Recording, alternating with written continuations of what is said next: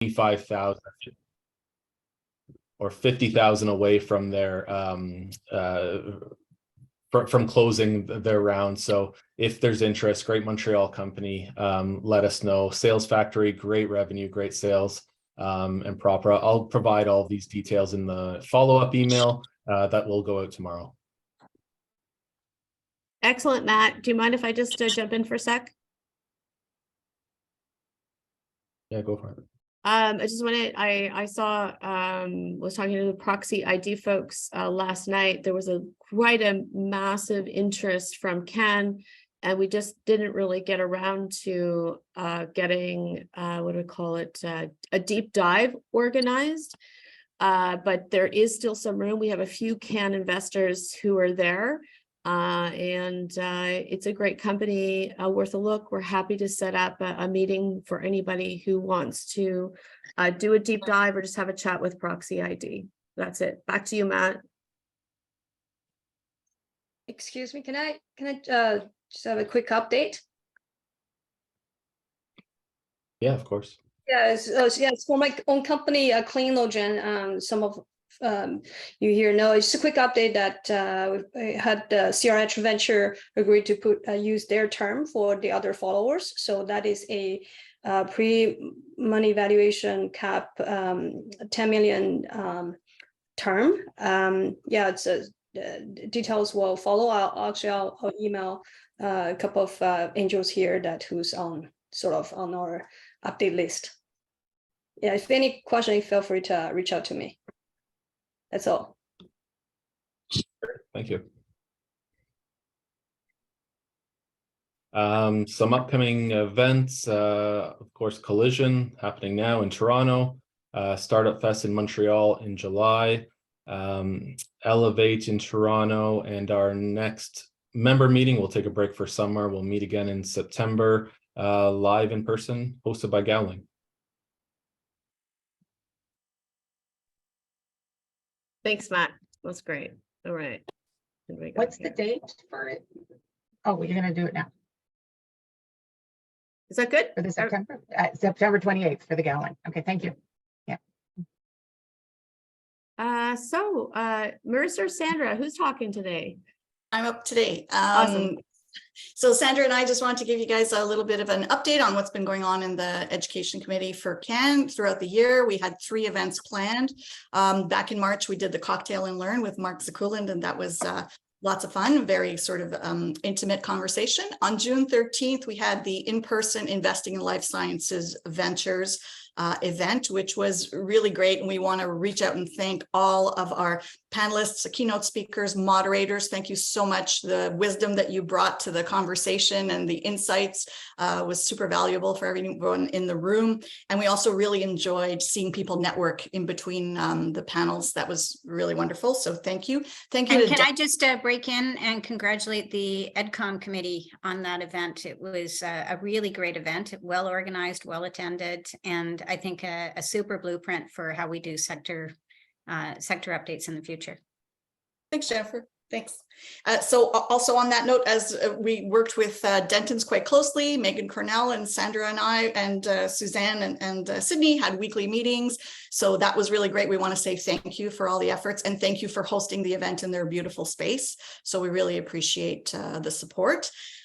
Sandra, I think, is posting a link to a survey. If you don't mind just responding, there are 3 or 4 very short questions. If you're able to come to the event, let us know what you thought of the event. But if you weren't at the event, I'd still encourage you to click on the link because we'd love to know what it is you want to hear more about. So if we're going to, do further events like this in the future, what are the topics that you're interested in?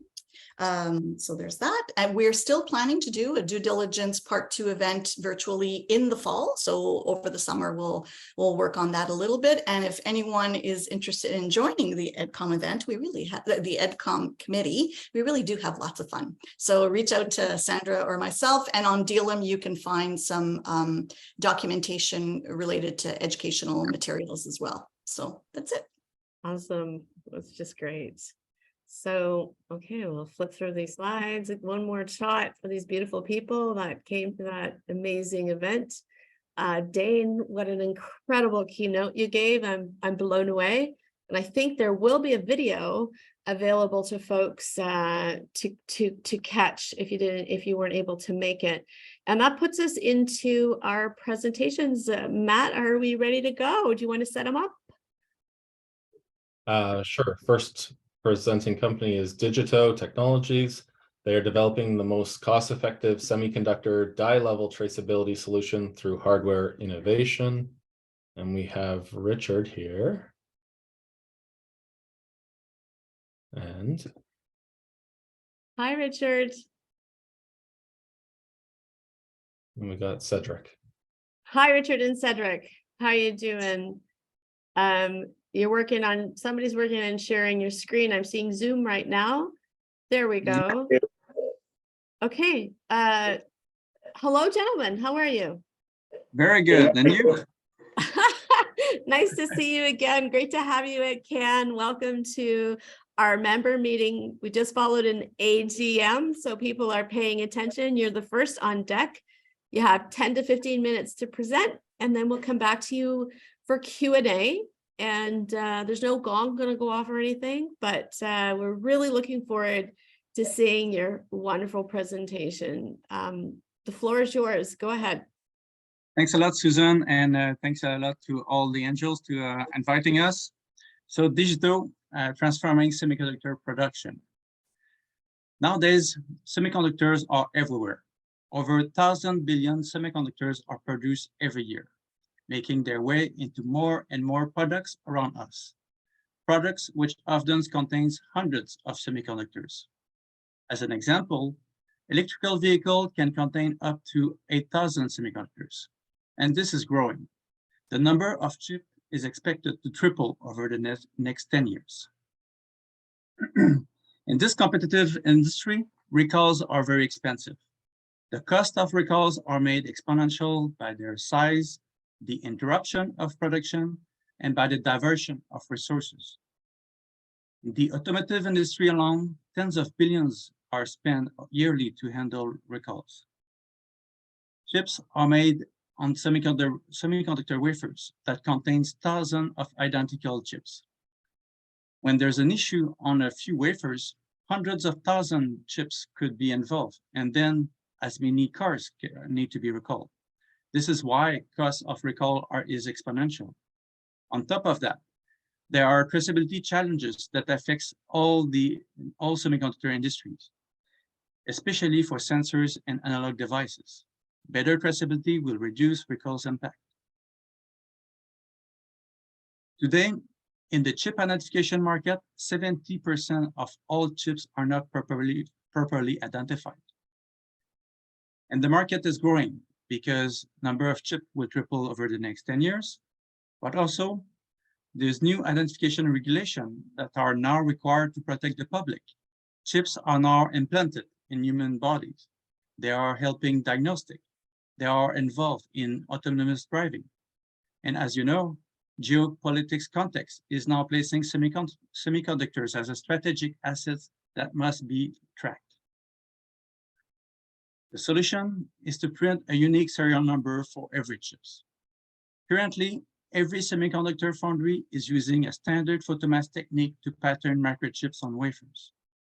Digito is proposing the world's first programmable photomask that fits into those systems and that allow to print a unique barcode, 2D barcode on every chip. And that without system modification. This makes the most simple and cost-effective solution for chip identification. And we have a patent for it. The major solutions for identification are laser lithography and memory identification. Laser lithography, while promising, has a prohibitive cost and a restrictive throughput. Memory identification, on the other hand, has a huge success. It does the job quite well. It's very well implemented. However, when the circuit is not functional, identification is lost. And also, memory identification is only available for digital devices. There is no simple, cost-effective solution for sensors and analog devices. And there are about 50% of all chips are sensors and analog devices. Digito is compatible to all types of devices, and there's the most cost-effective solution. Our business model involves two revenue streams. Most of the revenue will be generated by hardware leasing as a service by the programmable photomask. 80% margin is expected for that product. Secondly, a SaaS lookup platform will allow the chip tracking throughout the supply chain. Our go-to-market strategy involves selling to fabs and designers of analog and sensor devices. Remember, they don't have access to a simple and cost-effective solution today. And we will start by North America and Europe, and later we go to Asia. Why identification? Because, as mentioned earlier, chips need to be tracked because they are involved in medical solution, in driving assistance, and because there need to be export control restricted. But also, in high volume manufacturing, margins directly depend on yield. Precise traceability is essential for yield improvement and defect tracking. So far, we have de-risked technology uncertainties, and we filed 2 patents.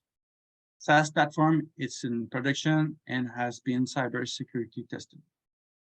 We have completed a first pilot project, and negotiating with 5 others. Two of them have signed LOIs, and amongst the 5 fabs, one is the biggest cell phone manufacturers, and the second one is a Bosch, which is the biggest, the largest supplier of automotive sensors. Over our discovery interviews, we confirmed that 93% of the designers want unit die-level traceability. Only 33% of them already have it. And 60% of them, they want a solution, a low-cost solution, and Digi2 is there to solve that issue and to supply them. Revenue will start in 2023 with some pilot projects, but the real revenue will start by 2025 and accelerate when it comes to a commercialization of the programmable photomask. We are an experienced team of semiconductors experts who understands the pain, needs, and complexity of our rapid growth industry. We have a cumulative of 60 years of experience in this field. We believe that Digi2 can become a market leader in chip identification, and that the Digi2 photomask will be a disruptor for the photolithography equipment industry. We have surrounded ourselves with experienced people of diverse fields. We are also well integrated in our regional semiconductor ecosystem. So far, we have a cumulative $750,000 of non-dilutive funding that we have bootstrapped so far. So this is our first fundraising. We asking for 2.5 million, and we gonna leverage that with 1 million at least 1 million in grants and non-dilutive funds. That will give us 24 months runway. It will allow us to deploy our prototype into an industrial system. It will allow to deploy the SaaS platform, to secure our pilot projects, and also to do the activities and build a team to reach commercialization in 2025. So thank you for your attention, and more than welcome to answer your questions. Thank you so much, Richard. We have some new members and prospective members on the call with us today. So this is your first CAN meeting. You can drop your questions into chat, and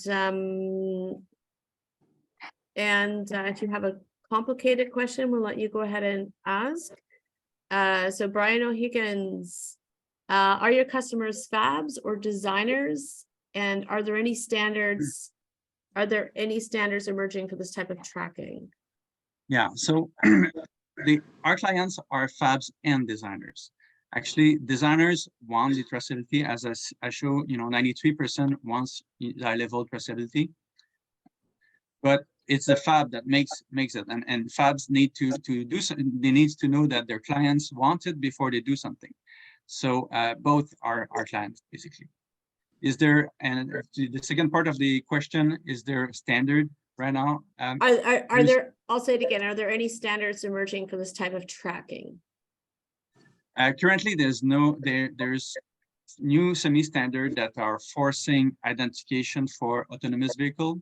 There's standard that are forcing labeling for medical technologies, but they don't tell you how to track and label them. So there's no standard right now. Okay, great. We've got a question from Daryl.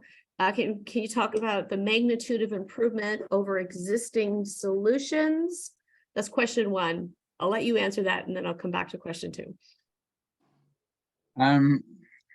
Sorry, can you repeat the question? Yeah. Are they? The magnitude of improvement over existing solutions. Okay, yeah. So existing solution, there's database type of traceability, which works only within the supply chain, but it's not work when the chip is outside of the supply chain. And there's some methods that track the coordinate within a semiconductor wafer, which help to troubleshoot, but it doesn't give you the complete traceability. The most popular that I've discussed was the memory identification, which often called OTP. This is well implemented and works well for the digital devices. And we're not that much aiming to that market. We're aiming more for the analog and sensor devices, but we found out that even those people, they want a physical identification because they have the need for that. Okay, and what is the ROI for the clients? Return of investment for the clients? Yes. So for the clients, foundries, when there's, I've been in a foundries and where there's a GM that's called and you have an image of a chip and it's a problem, the airbag does not deploy, you have to fix it as soon as possible. And you have to fix and make a solution that's going to be going to live forever, it's going to be robust. So when that happens, diversion of all resources, not all resources, but important resources are diverted to fix the problem and solve the problem. So it's kind of hiccup to the foundries because it diverts resources. And for all the supply chains, usually the cost of recall are burden. It's a burden that is split again across the supply chain. So that's the investment of recalls. In the automotive industry, one recall costs $100 million, and we have that from first-hand chip supplier to automotive. I mean, from an ROI perspective, just in numbers, our solution per year costs, let's say, around $60,000 a year. And if you think of having to disrupt General Motors for stopping a production line for a few hours, you can calculate that your ROI is back pretty fast. So, just an indication. But actually, as Richard mentioned, if you have to do a deep recall, it's $100 million. So it's it's exponential. Okay, great. And Steve, do you want to ask your question? It's a two-part question. It might be easier if you jump in. I think my question was addressed while I was typing it. So okay, you're good. they already have been talked about. Okay, perfect. Is there anybody else? Simon? Yeah, I put it in the chat box, but clear presentation, guys. Nice to see.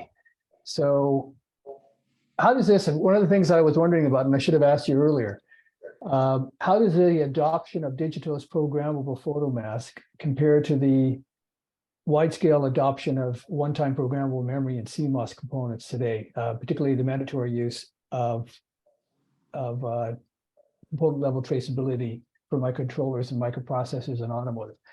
What are the parallels between how long it took OTP to get adopted there versus, your technique being adopted in a wide scale way for all of the sensors and analog components, and particularly in audibles? Yeah. What are the parallels? Yeah, good question, Simon. OTP took about 10 years to be really adopted and be mature. Our solution, it doesn't require a new tool. It doesn't require, like, it's using tool that it's already in the fabs. So we expect a very easy implementation. The reason OTP took so long is that you need to include OTP as part of your new design. You can't retrofit the design, or Yes. it's basically making a new design. So really, that was it's the principal reason why the traction in that, it's still $1 billion industry. It Yes. took much longer than Yes, ours. right. So yeah, that has to be designed into the chips, but your technique can be added to the existing production Correct. of analog components and sensors. That's right. Just need some room available near the edge of the die, and usually there is. Yeah. Okay. Thank you. Daryl has a question. Do you want to jump in, Daryl? Yeah, thank you. I was just, again, fantastic presentation. I just was wondering about the concentration level in your market. How many potential clients do you have? Is it a very concentrated market with a few players, or diverse? And what is your sales cycle like? Yeah. But for sales cycle, it's long. In semiconductors, it's a few months sales cycle. Foundries, there's about 1,200 foundries in the world. 1,200 plants in the world. There's less companies, but 1,200 plants, and about 800 are specialties devices, which include the sensors are the digital. Richard, We're losing you. we lost you there for a minute. Can you say that again? Okay, sorry. I said there's about 1,200 foundry plants in the world. Okay, 800 of them are specialty devices, like analog sensors and analog devices, and the others are digital devices.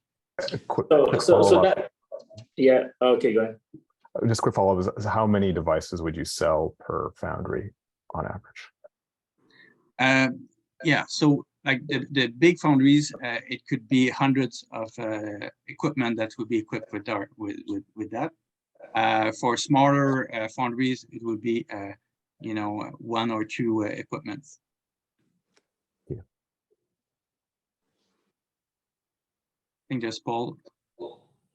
So we're talking about the fab. This is where the components are made, but really the decision driver are the fabless, and there are hundreds of them, and they range from companies the size of Apple to smaller firms that I might have presented to you at some point in time. And there are many of them.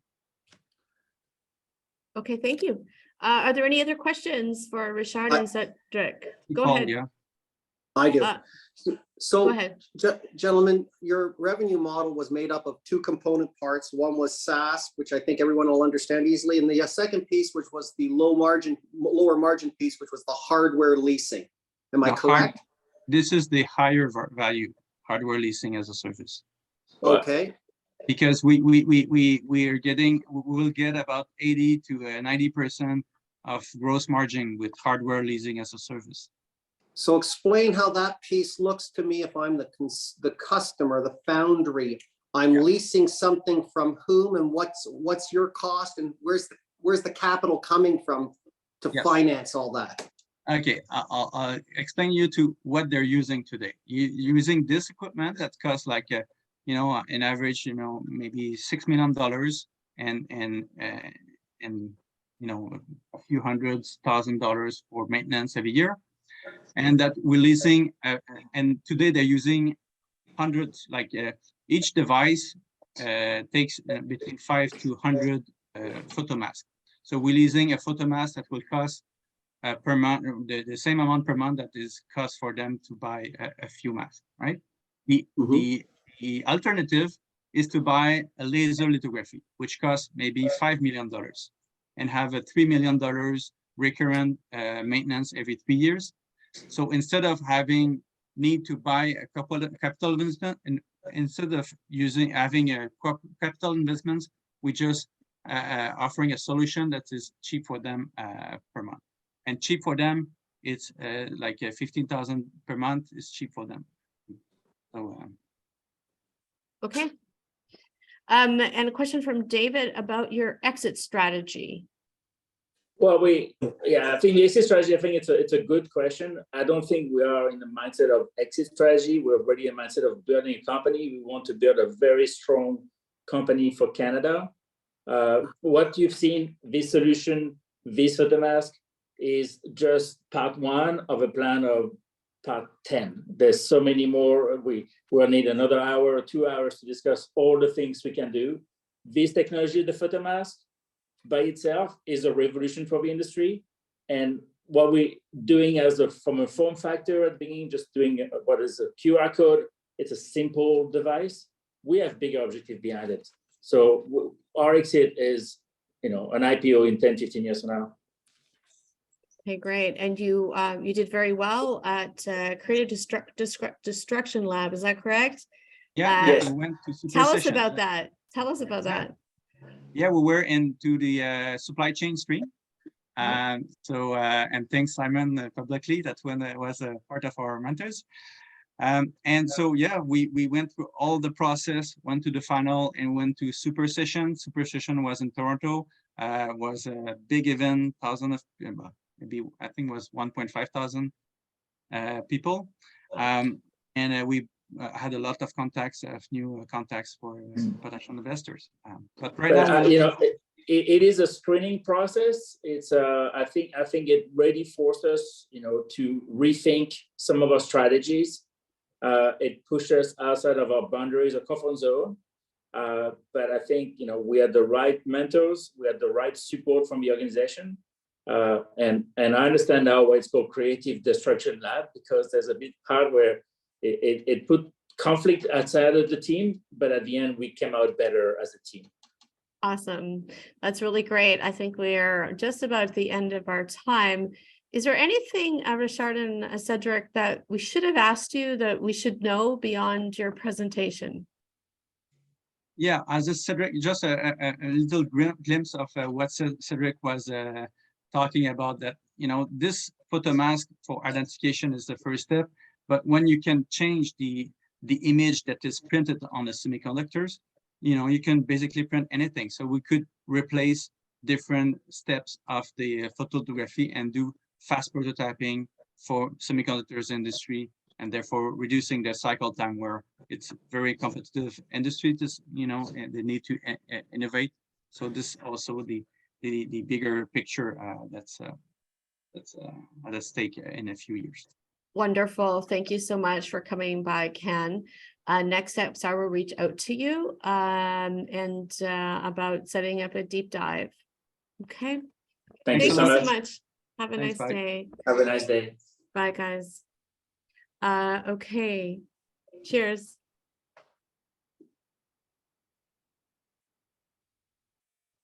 You can exit. Yeah, there you go. You can exit the call.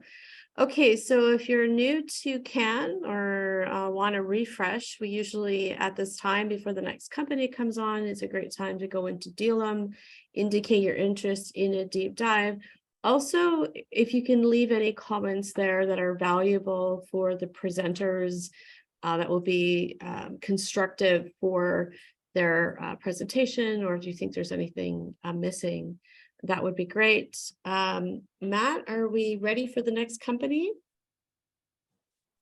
We are, yes. So next we have MDetect. They offer multiple cancer blood tests to monitor treatment response in metastatic patients. They are based out of Kingston and just won the Mashup Prize. So I'm letting in Ursa and Christopher.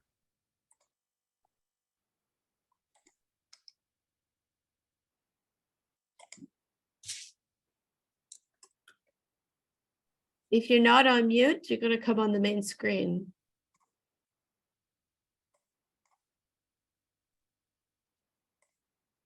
Hi, Ursa. How are you? Is Christopher in the room yet? I am. I'm Huh. lurking in the corner. Oh, okay, there he is. Hi, folks. Thank you so much for coming by Capital Angel Network again. We're so delighted to see you on the stage and in the bright, shiny lights of Techopia Live. Great interview. So the standard execution here is very similar to the selection meeting. I will just get out of your way, 10 to 15 minutes, and we'll do questions and answers on the other side. Best of luck so you can share your screen. Absolutely. Thank you very much for having us here today. Yeah, I will share. We're delighted to have you, Christopher. Okay, I can see it on present mode. Yeah. There we go. Good. Perfect. All right. Hi, everyone. So thanks for the introduction. And we are MDetect. And the question that we're always centered around is why wait to know? And this is because many cancer patients are asking this question, what they're waiting to know what's happening to the tumor in their body, whether it has come back, whether the treatment is working, and even if it's safe to stop treatment so they're not being over-treated and subjected to unnecessary side effects. So what is MDetect? MDetect is a blood test, and essentially it can evaluate a patient's tumor burden. So tumor cells in your body release a plethora of information into the bloodstream, and we can collect some of this blood and analyze the tumor components and tell you what your tumor burden is, and basically let you know whether that tumor is growing or shrinking regardless of where it is in the body.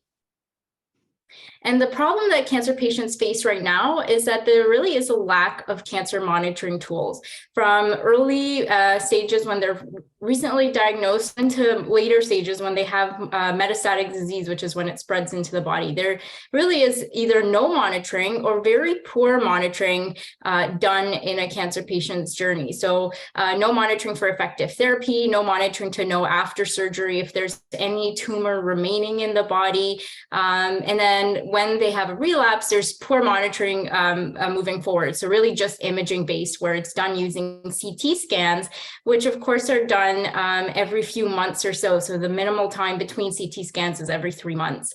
So of course this can be quite expensive because if there's no monitoring for effective therapy and you're on something that's not working, that's quite expensive and it results in poor outcomes for patients because they get subjected to harsh side effects. These stats show that almost very few percentage of patients, so really only 30% of patients respond to a given therapy. That means that 70% don't respond their treatment cycle and have to move on to a different treatment. And so the solution is to use the MDetect blood test in all of these stages to monitor. So monitor for if the therapy is working, if the tumor is present in your body. And so this is a more affordable way to track cancer patients over time. And our tests can let a clinician know within 2 to 3 weeks whether a patient is responding or not to their treatment. And our test also is able to identify all responders, regardless of the subtype for that specific cancer, or regardless of what treatment you're on. We know that there are lots of different types of cancer treatments, so our test is agnostic to that. And hopefully we can monitor patients and inform clinicians early on what's happening in the patient's body and hopefully lead to a better survival outcome for patients. So we have 7 cancer tests applicable to all cancers, and shown below are the top 6 cancers that we cover. Most of them, actually almost all of them, have the research and development aspect of it has been done, and they're in clinical or pilot studies, except for our colorectal tests, which is under development. And all of our tests basically encompass about 10 million people that we can impact across Canada and the US. So the liquid biopsy market, it's relatively new. It's already an $8 billion market, and it's expected to expand to $26 billion by 2030. So there are a few players in the field already, few tests, liquid biopsy tests that are commercially available and that are routinely used by clinicians. And these, we refer to them as first generation tests, and they are really what we call companion diagnostics. So what this means is that these tests are designed to help match a patient to a specific treatment. And of course, this doesn't work for all patients. Really, it can benefit about less than 10% of patients. But the commercial availability and the market penetration of these tests and really has allowed for better adoption by clinicians. And so now we know that they want to use these liquid biopsies in their practice. The second generation of tests, and you may be familiar with a few of these companies, Grail and Adela, which use a different technology similar to ours. These tests are really focused on the early detection screening space. So they can take the average person walking down the street, collect blood, and basically let you know if you have cancer and what type of cancer you have. So they're really concentrated on this early detection space. And MDetect, we are very nichely located in the for people who already have cancer, so patients. And we are able to monitor patients regardless of which stage they're at, and applicable to all the tumors in all stages. And we have a high accuracy and a lower cost. And I'll go into that in the next slide here.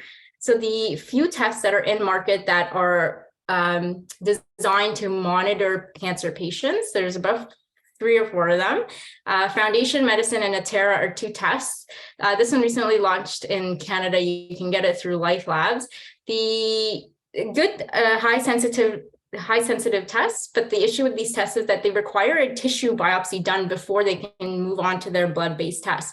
And this, not all patients can provide a tissue biopsy sample, and so they don't encompass all patients, unfortunately. The Guardant test was just recently released a couple of weeks ago.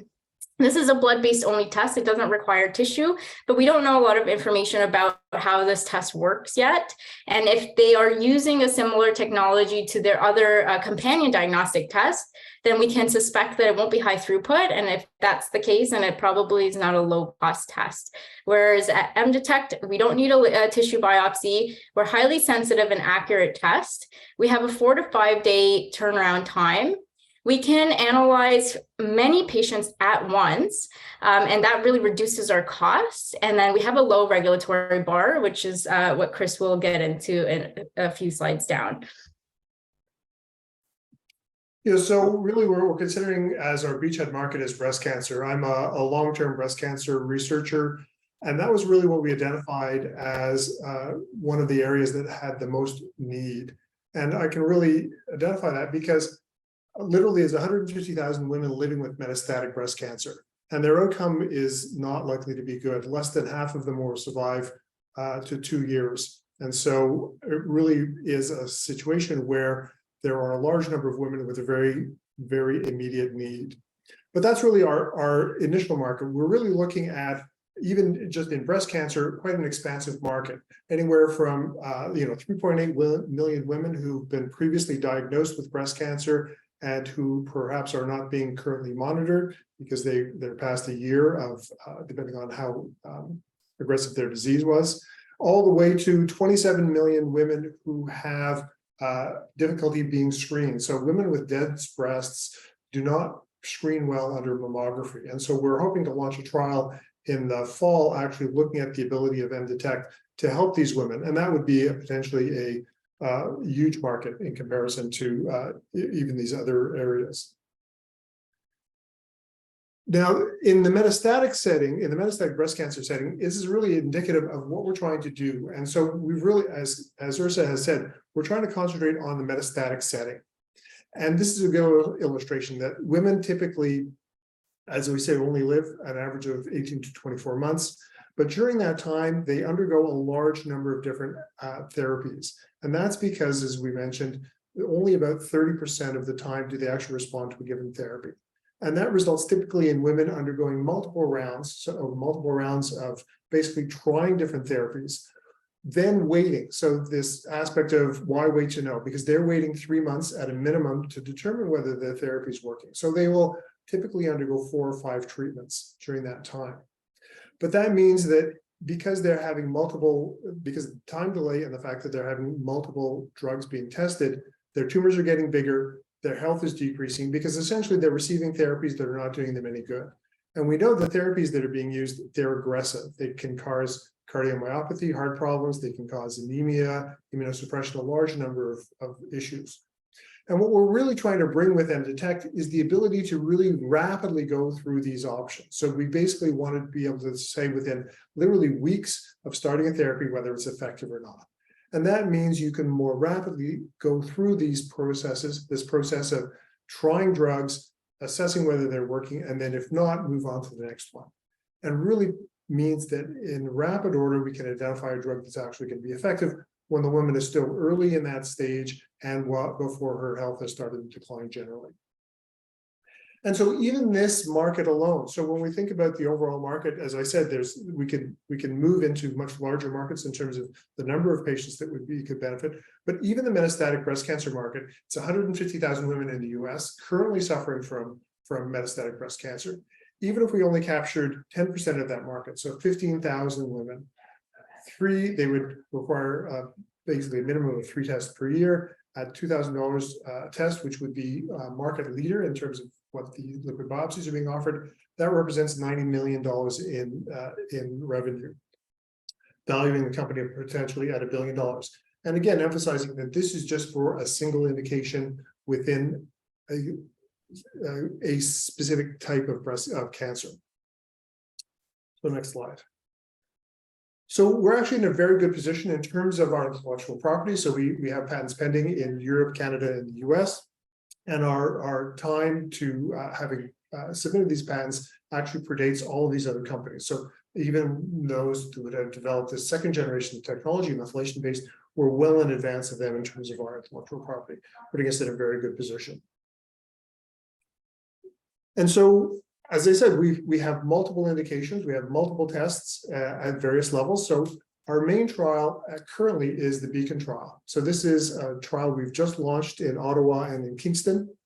It'll start recruiting by the end of the month.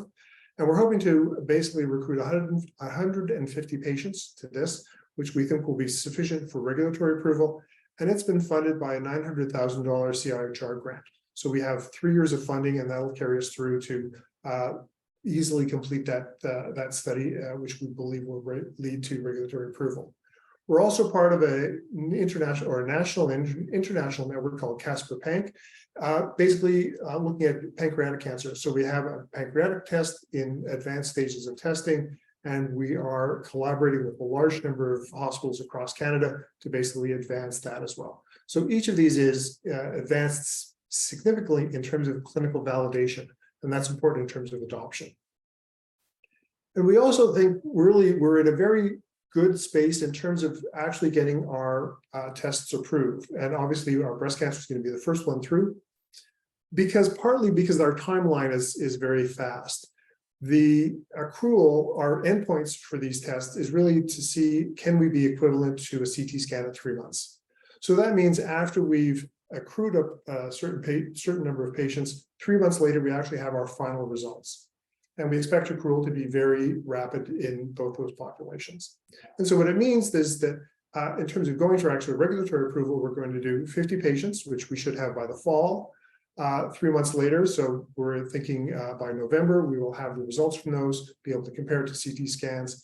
And at that point, we're actually going to go to a Q-Sub meeting with FDA, as well as a pre-ITA meeting with Health Canada, to see exactly what the cohort size will require for validation. Based on other examples, we expect it to be in the area of 150 patients, which we should accrue within early 2024, at which point we would then be able to submit both in Canada and the US. And one of the advantages we think is that the regulatory approval here is actually going to be quite low in terms of the bar, because we believe we have a very good predicate. So there is a test that's used right now called CA15-3. It's a blood-based test. It's used exclusively for the monitoring of metastatic breast cancer, but it's a very, very poor marker. It's known to actually have very poor performance. It's usually used in conjunction with another marker called CEA, but even then, this performance is low. But having a predicate like that means that we can likely go for 510(k) pre-market notification clearance which puts us at a much lower regulatory bar. And because it's integrated into clinical practice, it also is supported by other tests and obviously CT scans in terms of confirmatory results. So we expect the regulatory approval to be fairly straightforward. In addition, in our previous study, so we have a published study that came out a couple of years ago on our triple negative breast cancer test. We actually showed that our test was superior to CA15-3. So not only do we have a predicate, but we've already shown that it's superior to that. And you can see that on the left-hand side, you can see all these orange dots are women who had a CA15-3 test that was actually negative. So the orange dots are women who were tested negative by CA15-3, but were positive for MDetect, indicating that we can actually detect cancer and monitor it in the vast majority of women, much better so than CA15-3. And so we're looking this fall basically to look for a $1 to $2 million investment that'll de-risk our regulatory path and get us most of the way to an FDA submission. It'll go towards essentially regulatory consultants, some of which we already have, starting to build out our team, and particularly our product development team, which I'll talk about in a minute, and basically allow us to continue patent work, including the submission of additional patents that will cover some of these other tests, as well as expanding our breast cancer test, as well as and a lung cancer test that has much promise. And so we believe after that, we will be looking for $10 million investment, which will basically take us to market in this case, in terms of the breast cancer test, as well as bringing along all of those other indications. So we expect to continue to do a number of clinical trials, including expanding the scope of our breast cancer test. We hope to, at that point, be in a good position to go for regulatory approval for our lung cancer test, which has shown real promise in terms of its ability to determine the response to immunotherapy, which has become common practice when treating lung cancer. And so we really see this as bringing us to market for a number of different indications. And so really, how we see this actually coming to market is through hospitals. So practice is really changing, especially in the United States. It's lagging a little bit in Canada, but it's really coming along in terms of recognizing value-based care. And that is because of pressure from funding agencies like insurance companies, and in our case, provincial funding agencies. They're really looking for that return on value. So they want to know that if a test is being done, it's actually going to either result in savings or better outcomes. And we believe we're very well placed for that. And that's really coming in terms of the development of precision medicine. So our ability to make these very precise measurements to determine compatibility of drugs with specific treatment to see response is really part of precision medicine and how it's rapidly becoming implemented in cancer oncology in particular, but allowing really these very precise measurements to be made. And it's all about democratizing access to next generation sequencing. Our test is based on next generation sequencing, and more laboratories in the hospitals are actually incorporating these into their analysis pathways. So it really means that there's an opportunity for us to sell directly to hospitals because they have basically the infrastructure in place. They have the desire to do this. They have then the capacity because they have control over turnaround time and the patient flow, as well as the type of tests they're doing. And so we expect to be able to create a kit that we sell directly to the hospitals that allow them to do the entire range of our tests and covering the majority of solid cancers that they would normally treat. We're also looking at it in terms of market penetration. As we said, these are 10 million patients that we could potentially benefit in North America. We can't really do that in a central lab model that's been typically used for these larger companies or laboratory developed test model. So really when we want to scale to that level, we really feel that it can be done in individual hospitals because they then have less throughput. And it puts us in a very good position to really implement that technology in those hospitals.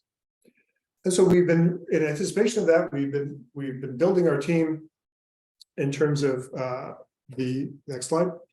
So we have a business advisor, Jen Buchel, who's the Chief Operating Officer of Delphi Diagnostics. She's been very instrumental in terms of developing our strategies here. We have a regulatory consultant, Dr. Mike Jameson, who is actually on staff here at Queen's. We recently completed a Creative Destruction Labs mentoring program where our principal mentors were Dr. Brent Norden at Lumira Ventures and Megan Dover at Cross Border Ventures. And they've been critical in terms of really developing our model and how we see our regulatory path going forward.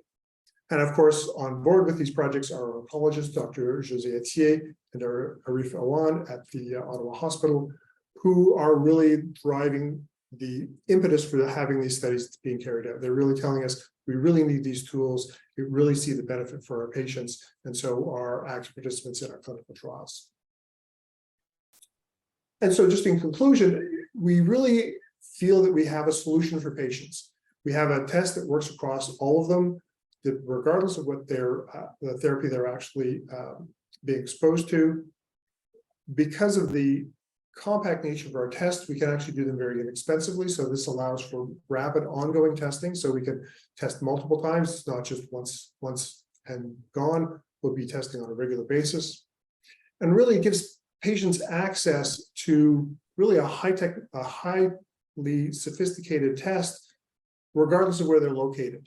This is a blood test. So really, if a patient is in the far north and can't travel or would have to travel to have a CT scan, instead they can basically have a blood sample taken, couriered down to a hospital in the south where they can then be tested. So it really gives people access to sophisticated diagnostics regardless of where they are. We think it's a huge market. It's potentially $1 billion market, and because we have a variety of indications, we feel that we can serve a lot of that market. We have urgent need in the metastatic setting, so I think it's going to be taken up rapidly, and we're very cost effective in terms of the therapy. And so we really want to fulfill that idea of why wait to know? Why can we really provide information to patients in a timely way to really indicate whether their treatments are working? And so just in conclusion, it's why wait to know, and just really know that if you are able to work with us, that you can make a difference. Thank you very much. Thank you very much, Christopher and Ursa, for an excellent presentation. We have 5 minutes left for questions, and we've got a lot of interest here and a lot of questions, and my screen is flipping around. Steve, you had some questions around clinical trials and regulatory that you put in early. Were those questions answered, or do you have something to add as well? Well, the fundamental question really is where. I'm not suggesting you don't have evidence. Obviously, you have evidence, but do you have publicly available evidence of the success and how far along you are on the path, including type of trials, the mechanism, things like that? Published documents. Would love to see them. So we've published 2 peer-reviewed papers so far. We have a couple of others in preparation. So one is on our triple-negative breast cancer test that was published in Nature Precision Oncology about 1.5 years ago, and another publication on our prostate test, which is actually a very good example of the advantage of this technology. So it was for monitoring men with late-stage cancer, where PSA actually is ineffective in terms of monitoring. So we published a paper in a journal called The Prostate, and that was about 1.5 years ago. Well, that was about 2 years ago, actually. If you could put into DLM those papers, that would be awesome, or send the link around or something. Absolutely, we'd be glad to. Yeah. Thank Awesome. Brian, you have a 3-part question. You want to jump in? Brian, sure. Yeah. Hey guys, good presentation as always. So I get that you're better than the CA15-3 test, but I guess the question is how much better? I mean, are you better to the point of being statistically significant, number one? Number two, there's a lot of chat about ctDNA testing as an alternative. As you probably know, there were some pretty big deals that came across this year with Haystack Oncology and a few others. You know, so there's obviously a lot of interest in ctDNA. So can you explain why you're better than both of those 2 tests? And then also, is there a cost savings? Yeah, so as far as CA15-3 is concerned, it's actually so bad that a lot of oncologists don't even use it because the performance is so poor. In an effort to sort of increase its sensitivity, it's been combined with other protein biomarkers, typically CEA and a couple of others. But you know, in terms of our performance, basically these are patients that don't show any response in terms of CA15-3, and it's partly because of the nature of that. Certain people don't express that antigen, so it's actually undetectable in those. So at that level, yes, we are statistically significant in terms of showing our superiority to that. In terms of some of the other tests, I think really where our advantage is that we're a small next generation sequencing test. So next generation sequencing is really the be all and end all for liquid biopsies. It's the basis for essentially all of the ones that work effectively. But because ours is so narrowly focused on an individual cancer and really looking at the best regions for that cancer, our test is about a 50th the size in terms of next generation sequencing requirements compared to the competitors. And so that means for, if you think about sequencing machines, which is what we do this on, they're the rate limiting step. So we can do 50 patient samples for every one that they can do. And typically on these larger assays, they can only do one or two patients per run. So it means that our throughput is incredibly high compared to that. And of course, that means that our pricing is going to be significantly lower. And our turnaround time is actually going to be much faster as well. Great, good news. Thank you.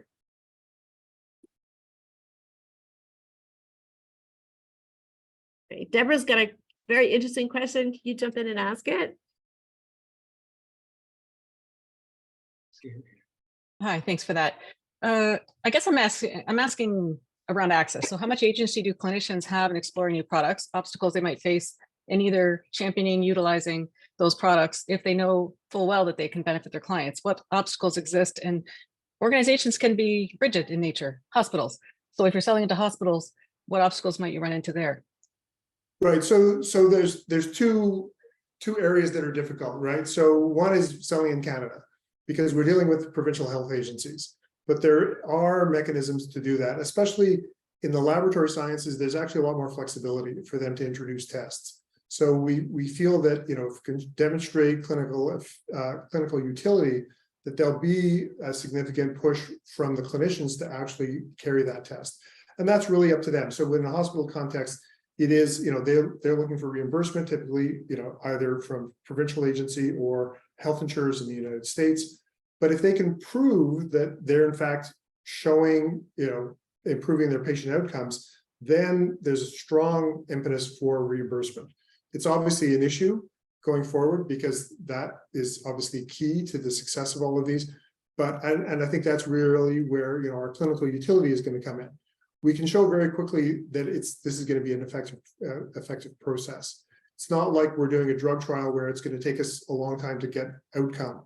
We're going to know within months of completing this study whether we really have clinical utility. And our oncologists say this is the tool that they need. This is really what is lacking in terms of their practice. Okay, thank you, Christopher. We have exactly 2 minutes left, and we need to hear from Victoria, Jennifer, and David Hayes. So I'm just going to ask you to keep the answers as tight as you can make them. So Victoria. Sure, I'll make it quick. So first, can you clarify? You mentioned a couple of times multiple agnostic, but then single cancer. So is it one test to cover all, or you will develop a different test for different cancers? So each of these tests is a unique cancer test. So we have a lung cancer test, a pancreatic test, a breast test.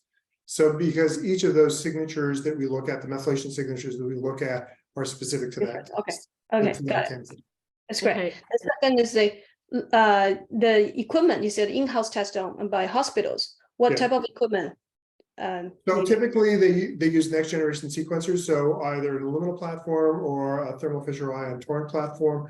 And there's been a real push. So that's part of this push in the United States, particularly, is to have sequencers in basically all hospitals. Sure, NGS, right?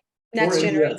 Exactly, because there's already tests that are being done, routinely, especially in lung cancer for these companion diagnostics. So these labs are established already. So it's simply a matter of slotting in our assay to a workflow that they have established already. Sure. Then you mentioned some obstacles here in Canada, but can this be done using clear lab test for the US market without FDA approval? So we're aiming for FDA approval. you have to done with FDA approval. There is no, like Grail and etc. They are doing clear test without FDA approval, but that's for the diagnostic early detection market. Right, so they're using a laboratory developed test model, an LDT model, where they don't require FDA approval, though that may change soon. But they're really then limited in terms of doing that in the central lab model. And we don't think in the long term that's going to be sustainable. Okay, so it's not Okay, about. I'm sorry, Victoria, I have to cut Okay, you. sorry. I have to cut you off. I'm sorry. Jennifer, do you still have a question or did you get that Yeah, answered? I just wanted to talk a little bit. So your current market is looking at people that have been diagnosed with cancer and looking at the effectiveness of treatment and follow-up. Are you also looking, for instance, pancreatic cancer can be very difficult to detect ahead of time. So part of the death rate with pancreatic cancer is because of the late detection. With your tests, are Absolutely. you also looking at the diagnostic market, or are you going to continue to focus on the post treatment market? So pancreatic cancer is actually the exception. So for the other indications, we're really concentrating on the metastatic setting because we think that's where the urgent need is. We don't get metastatic pancreatic patients because when they present, they're metastatic. So we don't actually get that relapse aspect to it. So we're, as part of the consortium, what we're looking at are people who have suspicious findings. So most of the time, pancreatic cancer is diagnosed by somebody having a CT scan for something else, and they detect basically a mass in the pancreas. So we're really planning on doing a clinical trial in that population. But we're also, as part of this trial, it's called Casper Panc, we're actually looking at people who are at high risk. So people who have genetic abnormalities that put them at high risk of developing pancreatic cancer, including women with BRCA1, well, women and men with BRCA1 and 2 mutations. So there are things that we know are predisposing to pancreatic cancer. And so as part of this trial, we're actually looking at that population. But that is the exception, but it's actually a very important one because we don't have many survivors in pancreatic cancer like we do in breast because they all die. Yeah. Yeah, Okay. thank you. Okay, so much interest in this company and there's still more questions. I'm going to ask that Christopher and Ursa, if you can send those over to me and we'll get them updated in Dealum. And thank you very much for coming. We'll be in touch with you about deep dive next steps. Okay, thank you. Thanks very much. Really appreciate Thank your you. time. I tried to answer some questions in the chat the fast as I could, but thanks. Thanks. We had so many questions. It's a great sign. Great. So have a great afternoon. Thank you. For the members on the call, we will take a 10-minute break and be back. We usually turn off our video cameras and then you'll see the meeting will resume at 3:37. The last one's going to be condensed a little bit. Okay, thank you. Cheers.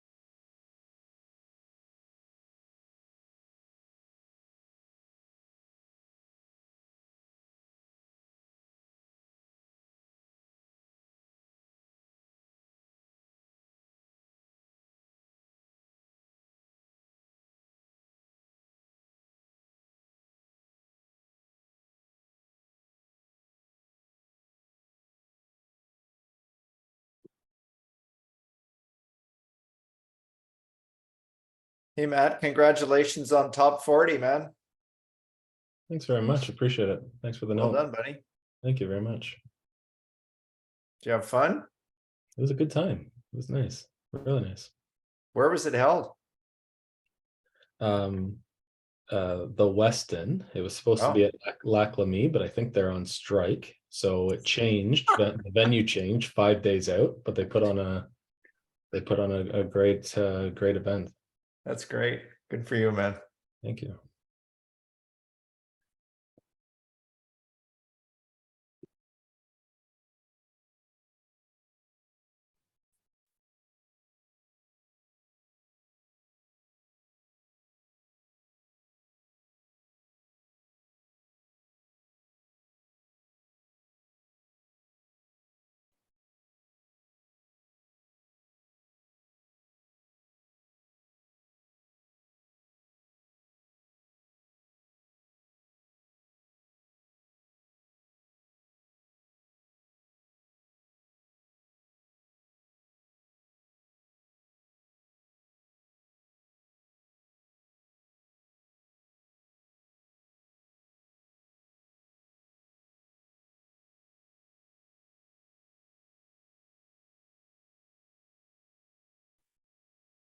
Okay, welcome back, everybody. We got some folks moving around a little bit and changing venue. And Marcelo is right next door to me in OCI. Angel Investors Ontario did a great job of setting us both up today. Matt, are we ready? Do you think we're ready to go? Got enough people back? Oh, sorry. looks like we're about halfway there. Okay, you want to set them up? Sorry, I didn't have my earphones on. Sure. Okay. Thanks. We'll get started with Novacine. Novacine automates the extraction of actionable insight from unstructured data at scale using AI. Letting in Marcello now.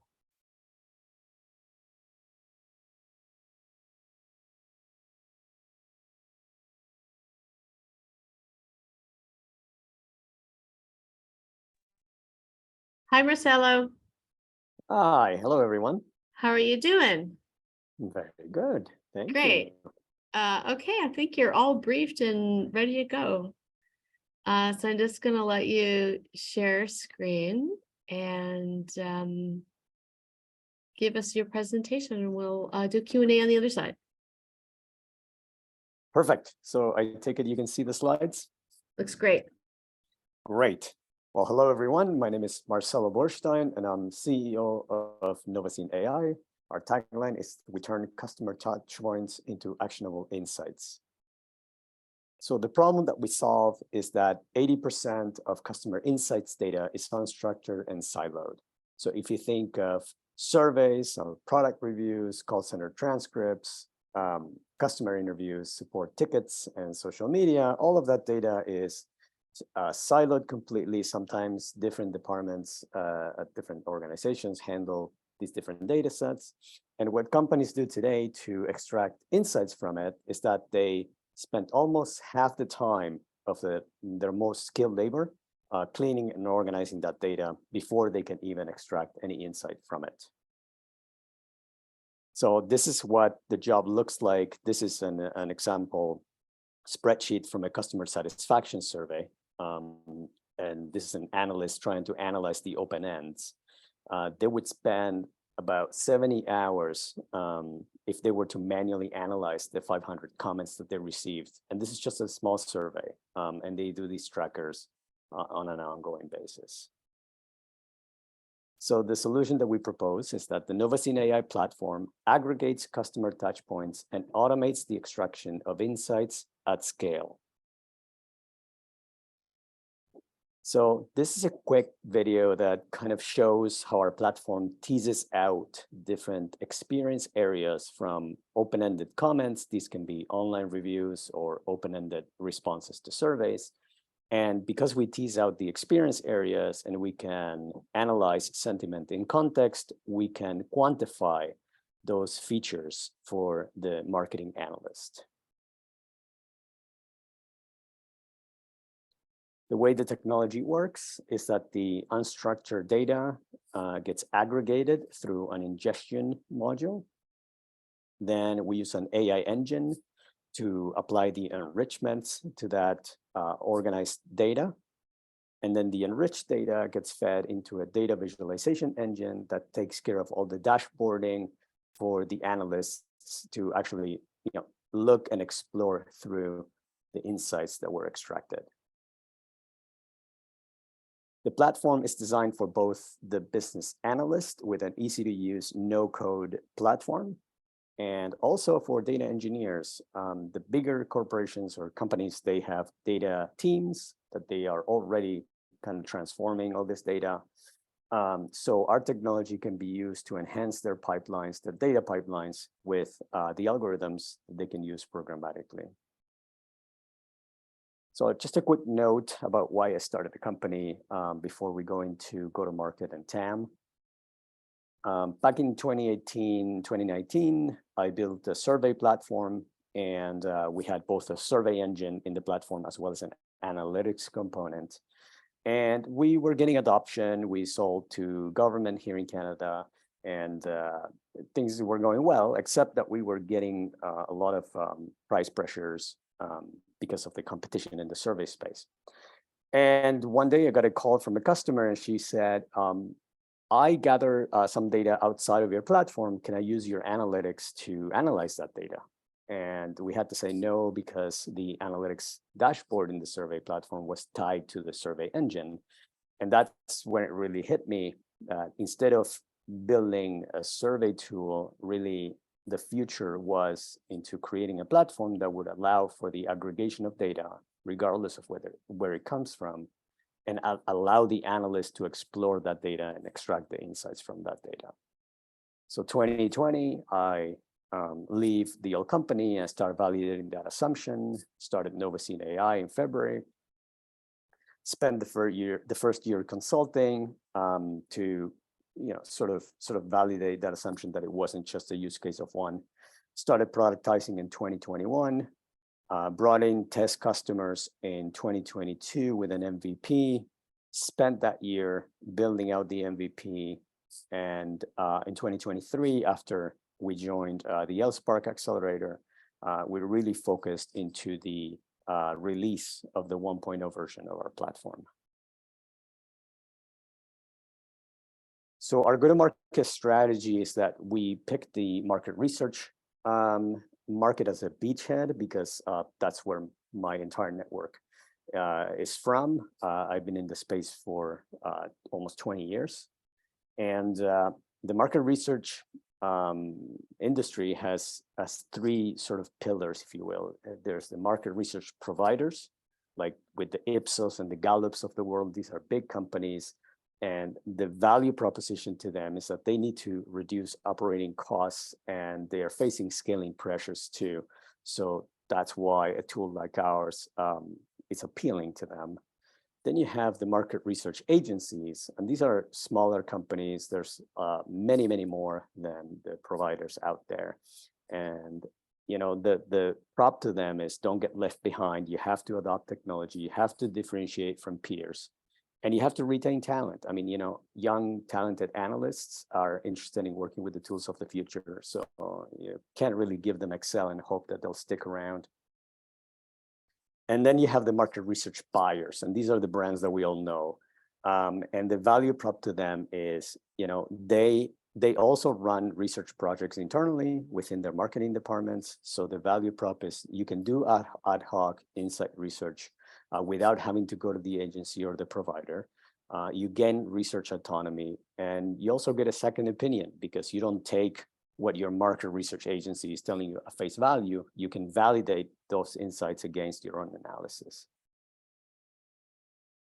So in terms of TAM, and this is looking just at that market research and sort of marketing ecosystem alone. You have the providers, which is just a few hundred in North America. So that's a small market. And then you can add the agencies on top of that. So you're looking at a $1.1 billion in agency spend alone in a product like ours. That's at a $40,000 annual contract value. And then you get the brands.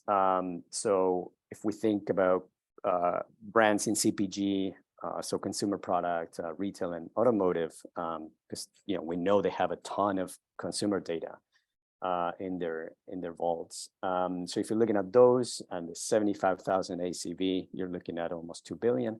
So if you combine all these three, you're looking at a $3 billion bottoms up TAM on the AMR and marketing ecosystem alone.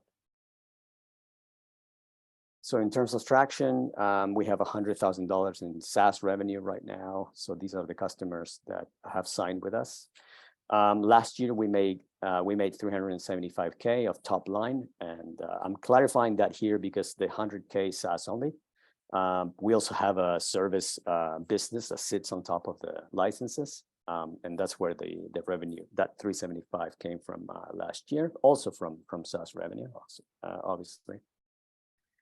And we have about 600,000 in prospective ARR. So these are the logos that we're talking to right now. On the top half of the screen, you have a bunch of companies that we are in discovery mode right now, which means we're talking to them. If their logo is here, it's because we had at least one qualified phone call with them and showed interest. But then, somebody like Gallup, for instance, just green light or green lit, moving forward with a pilot. So different maturity in the discovery pipeline up here. And then we have 160,000 in pilot with Logit, it's a big market research provider, Ream, which is a manufacturer, KPMG, and IntelliShop. So these are some of the testimonials we're getting. This is really reassuring us that we are an ROI story. We are freeing up resources for market research software companies. And we're also increasing productivity because we're removing bottlenecks with automation. So the competition, there's a few companies out there that are doing this kind of thing, but no one really is doing it with the comprehensive vision that we bring to the table. For us, multi-source data aggregation is really important. And the other companies are mostly focused on letting you upload a CSV from a survey that you ran or analyzing social media. So these are like sort of uni-source solutions. We also working on integrating with sales data so we can help the marketing department, because sometimes marketing departments or research departments report to marketing and sometimes they report to sales. So there's an important ROI component to report there. And then there's several other features that I'm happy to go deeper into as we do the Q&A here and explain. I also have a ChatGPT or GPT large language model slide. Not that we see them as competitors, but I get asked all the time. So I have a slide about that. And I'm just going to run through these and we can dive in later if you want to. So we design our platform to be cloud agnostic with an on-prem deployment option. So this can be deployed in any CSP. And a company like Gallup or KPMG, they will not go to a SaaS model to move their data around clouds. They will want to deploy inside their VPC. In the case of Amazon, with ChatGPT, if you want to do that, you have to go to Azure, or you have to go through the API, which gets you outside of that VPC. We also offer offline mode option, total privacy, and that's something that we did because one of the contracts that we picked up last year was with RCMP.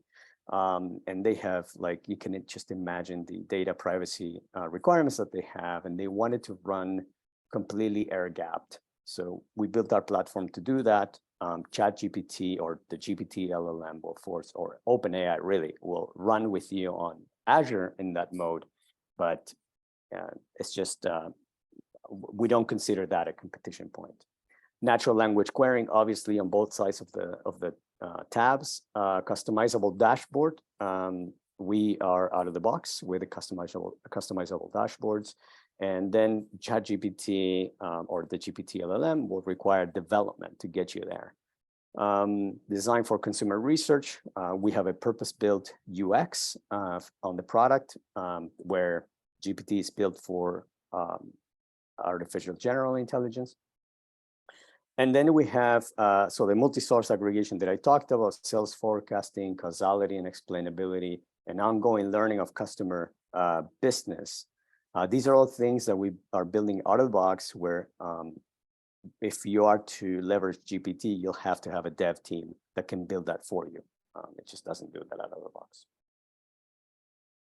So in terms of the team, so why us? We're a team of 6.5 FTEs, 5 full-timers and 1.5 part-timers. I come from public opinion research. I started that early in my career in Argentina, where I'm from. Joined the largest public opinion research firm there and spent a few years. Then when I moved to Canada, I was an early employee at epals.com, K-12 social network. We started connecting people in 7 countries, and we ended up connecting teachers and students, 4.5 million of them in over 140 countries. Co-inventor of 2 patent applications. I did a B2C social location mobile app in 2008, like everybody else, and I failed. And that was okay because it taught me a lot. And then I did the survey platform in 2013 to 2019, and then I left to start Novacine. And with me, we have a head of engineering who's getting groomed to become the CTO of the company. He's got publications in the space and also specific certifications outside of his engineering degree.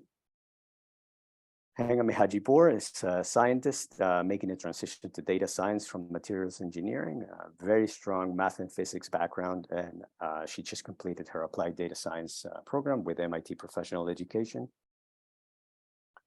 And then we have the rest of the team where we have 1 person helping with comms and the rest is fairly technical. We have an analyst with Beck. We have a data scientist. And 2 full stack engineers that are building the SaaS product and the APIs. We also have advisors that are teaching on universities in different relevant specialties like data visualization, NLP, and quantum. And now in terms of funding, so we are projecting an ARR of 400,000 by early next year with 10 customers. 2 million by, I'm sorry,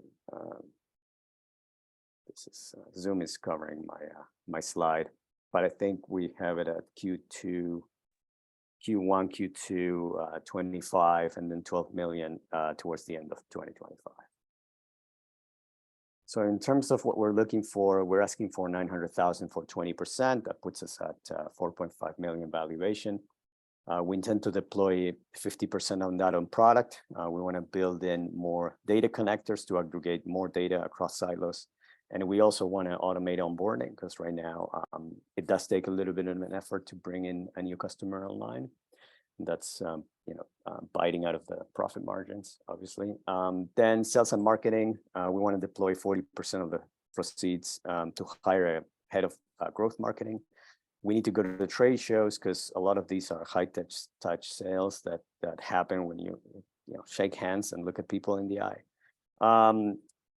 We also want to spend 10% on customer onboarding. Again, onboarding, we pay a lot of attention to setting customers up for success because we really care about those renewals and also obviously upselling with more services. So that's the end of my presentation. Happy to go back into slides or just pull up other slides. I have many more slides that I can pull up to discuss different topics. Thank you very much, Marcelo.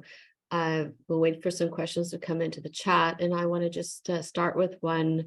You started this company, and then ChatGPT, OpenAI was released, and everybody got excited that these apps were going to solve everything for us.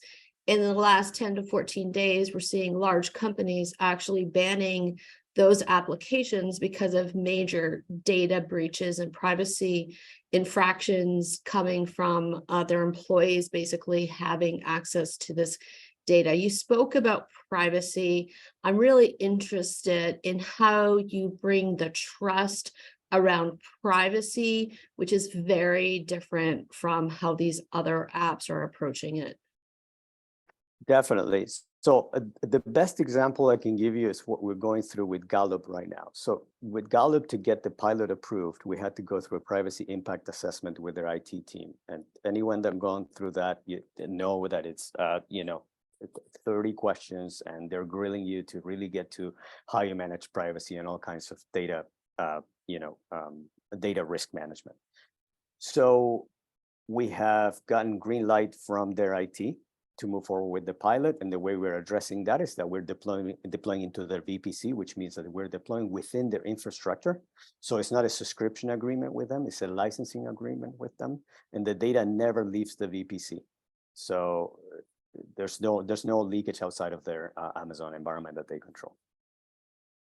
Okay, thank you. And there's a question for Martin. You want to jump in?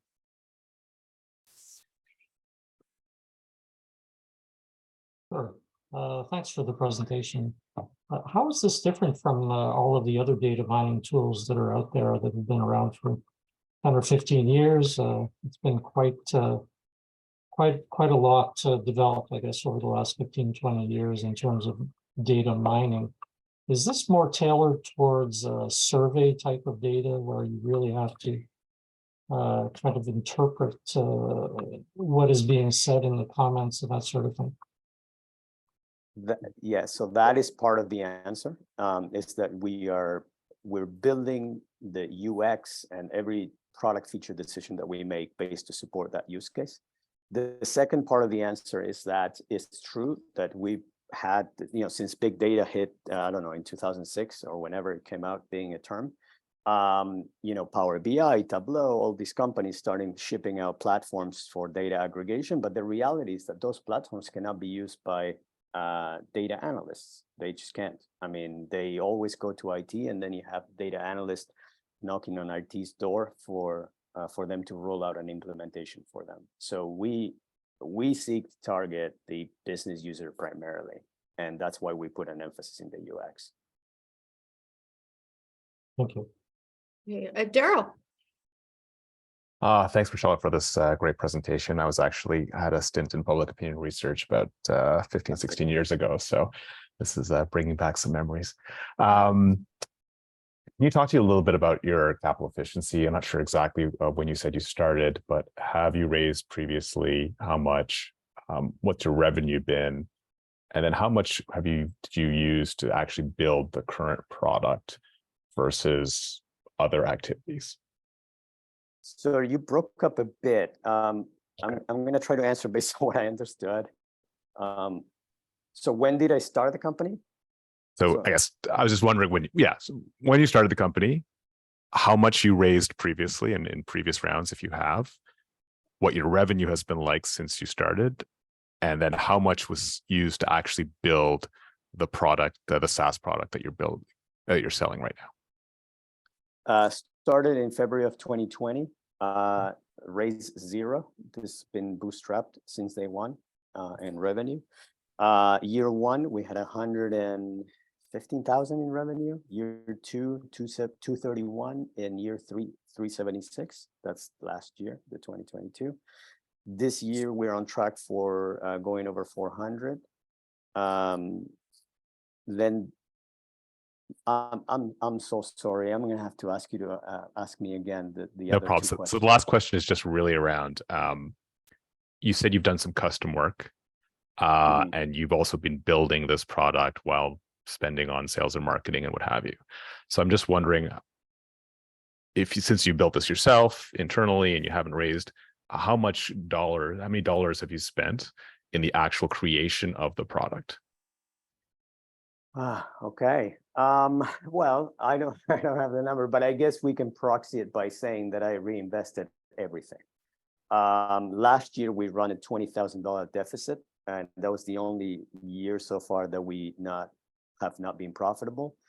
This year we're running a surplus of 20,000. So the other side, I'm being careful on that bottom line.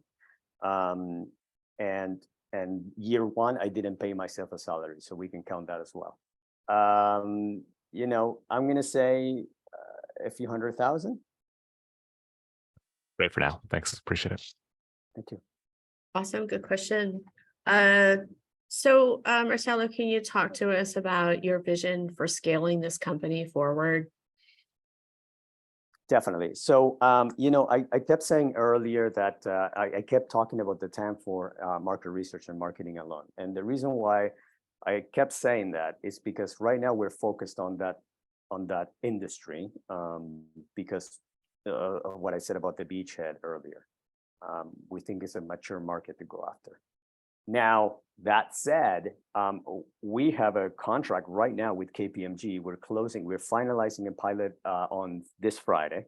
And if successful, which I see it as successful already, we're going to enter into a licensing agreement with them for a initial contract value of around $60,000 a year.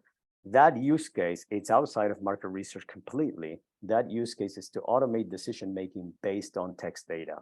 To be more specific, around cybersecurity incidents that are being reported by KPMG's customers to KPMG. Right now, KPMG is using human analysts, to go through these cases and tag them as false positives or true positives.